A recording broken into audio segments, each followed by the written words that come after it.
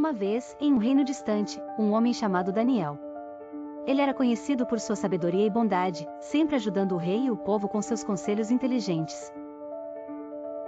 Daniel tinha um coração puro e orava todos os dias, pedindo proteção e guia. No entanto, nem todos gostavam de Daniel. Alguns homens invejosos decidiram criar problemas para ele. Eles convenceram o rei a fazer uma nova lei, que dizia que ninguém poderia orar a qualquer deus, exceto ao próprio rei, durante 30 dias. Quem desobedecesse seria jogado na cova dos leões. Daniel, sendo fiel e corajoso, continuou a orar em sua janela, como sempre fazia, mesmo sabendo do perigo. Os homens invejosos o espiaram e correram para contar ao rei. Assim, o rei, sem escolha, ordenou que Daniel fosse levado para a cova dos leões. Ao cair da noite, Daniel foi jogado lá. Os leões rugiram, mas Daniel, com um coração forte e fé inabalável, ajoelhou-se e fez sua oração, confiando no poder divino para protegê-lo. Aos primeiros raios do sol, o rei, que gostava muito de Daniel, correu até a cova. Ele gritava com esperança: Daniel, o seu Deus foi capaz de salvá-lo dos leões? Para sua alegria, Daniel respondeu firmemente: Sim, ó rei. Meu Deus enviou seu anjo e fechou a boca dos leões. Eles não me fizeram mal, pois eu fui inocente diante dele e de ti. O rei ficou maravilhado com o milagre. Ele ordenou que Daniel fosse retirado da cova e os homens que haviam tramado contra Daniel acabaram recebendo seu castigo. Por este milagre, o rei proclamou que todos no reino deveriam respeitar e adorar o Deus de Daniel. Assim, Daniel continuou vivendo suas aventuras, sempre guiado por sua fé e coração corajoso, inspirando muitos com sua história de coragem e justiça. Era uma vez, no antigo reino de Israel, um profeta corajoso chamado Elias. Ele era o mensageiro do Deus de Israel e sempre trabalhava para manter o povo no caminho certo. Mas, houve um tempo em que muitos israelitas se esqueceram de Deus e passaram a adorar um falso Deus chamado Baal. O rei Acabe e a rainha Jezabel incentivavam essa adoração falsa, e Elias sabia que algo precisava ser feito. Elias teve então uma ideia brilhante e desafiadora. Ele chamou todos os profetas de Baal para um grande duelo no Monte Carmelo. Seria uma competição para ver quem era o verdadeiro Deus. Elias disse aos profetas de Baal: Vocês vão preparar um sacrifício para Baal, e eu vou preparar um sacrifício para o meu Deus. O Deus que responder com fogo dos céus é o Deus verdadeiro. E assim, os profetas de Baal começaram a preparar o seu sacrifício. Eles construíram um altar, colocaram a lenha e mataram um touro, assim como Elias tinha dito. Desde a manhã até o meio-dia, eles oraram a Baal, pedindo que mandasse fogo, mas nada aconteceu. Eles dançaram, gritaram, até cortaram a si mesmos para mostrar a sua dedicação, mas ainda nada aconteceu. O tempo passava, e Elias começou a zombar deles: Gritem mais alto. Talvez Baal esteja dormindo ou viajando. Quando chegou a vez de Elias, ele primeiro chamou o povo para perto. Ele reconstruiu o altar do Senhor que estava em ruínas, usando 12 pedras, uma para cada tribo de Israel. Ele colocou a lenha em cima do altar, cortou o touro em pedaços e colocou-o sobre a lenha. Mas isso não era tudo. Para garantir que não restasse dúvida, ele cavou uma vala ao redor do altar e mandou que enchessem a vala e o altar com água.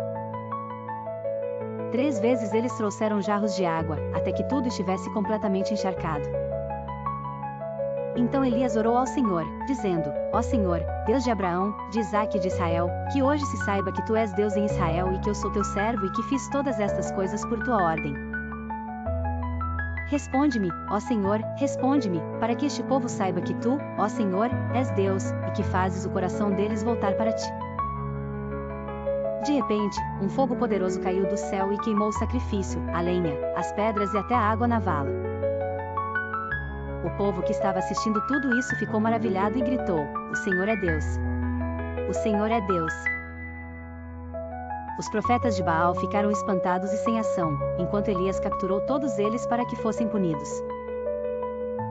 A partir daquele dia, ficou claro para todo Israel que o Deus de Elias era o verdadeiro Deus e que Baal nada poderia fazer.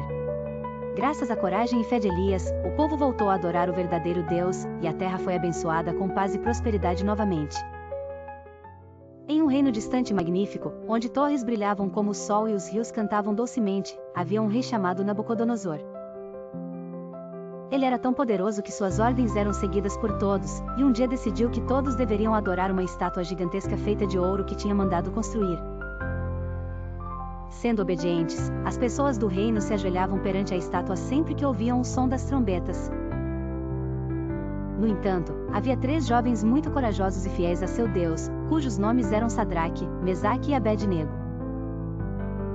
Eles acreditavam que deviam adorar apenas a Deus e não queriam se curvar diante de uma estátua, mesmo que ela fosse feita de ouro reluzente. Muito determinados, esses jovens decidiram permanecer de pé enquanto todos os outros se ajoelhavam. Quando o rei Nabucodonosor soube disso, ficou furioso. Como poderiam esses jovens desobedecer uma ordem sua? Com raiva, mandou que Sadraque, Mesaque e Abed-nego fossem trazidos à sua presença. Vocês realmente se recusam a adorar a minha estátua? Perguntou o rei, enquanto seu olhar faiscava de fúria. Mas os jovens, com coragem e firmeza, responderam que não iam adorar a estátua, pois só adoravam ao seu Deus.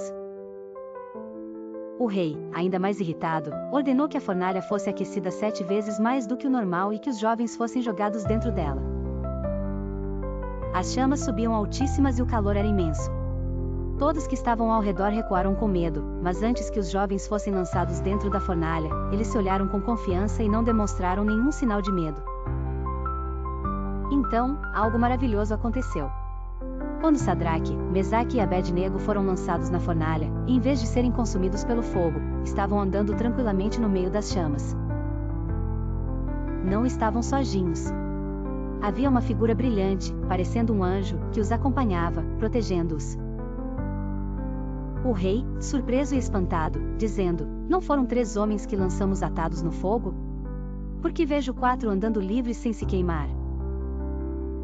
Assustado e admirado com o milagre que via, Nabucodonosor ordenou que eles saíssem da fornalha. Quando os jovens saíram ilesos, sem queimaduras e sem nem sequer um fio de cabelo chamuscado, o rei entendeu o poder do Deus deles.